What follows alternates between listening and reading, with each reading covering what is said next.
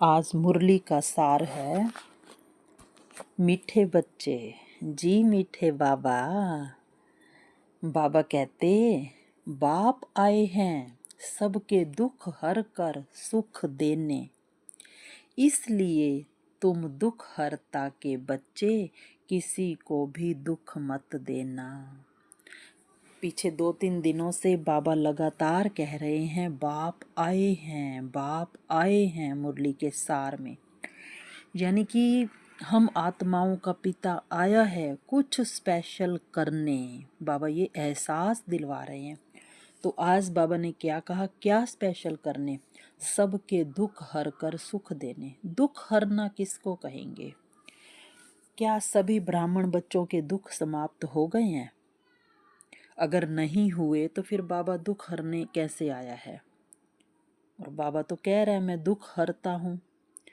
तो यहाँ बाबा ये सत्य बताने आया है, सत्यम शिवम सुंदरम बताने आया है कि बच्चे जो दुख तुम्हें महसूस हो रहे हैं वो रोल के दुख हैं।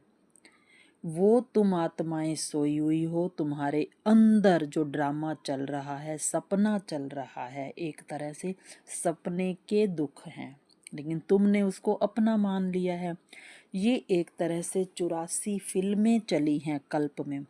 तो ये लास्ट फिल्म में जो तुम्हें लग रहे हैं, ये लास्ट फिल्म में मैं आकर तुम्हें सच बताता हूँ कि जो दुख थे वो फिल्म के दुख हैं। ये तुम तो मेरी गोद में सुख स्वरूप बैठी हो। तुम हो ही सुख स्वरूप, आत्मा का गुण ही सुख स्वरूप है। ये दुख सुख का खेल तो मन के अंदर चल रहा है, लेकिन आत्मा ने उस खेल को अपना मान लिया है। बाबा उस खेल से डिटैच करने आया है। ये है दुख हरता की क्वालिटी। तो बाबा कहता है बच्चे तुम भी तो मुझ दुख हरता के बच्चे हो, तो तुम भी दूसरों के दुख हरो और किसी को दुख मत दो। अब दुख हरता बन करके दुख हरना कैसे है? उनको उनके पार्ट से अलग देखना, माना दुख ना देना। दो बातें बाबा ने कही।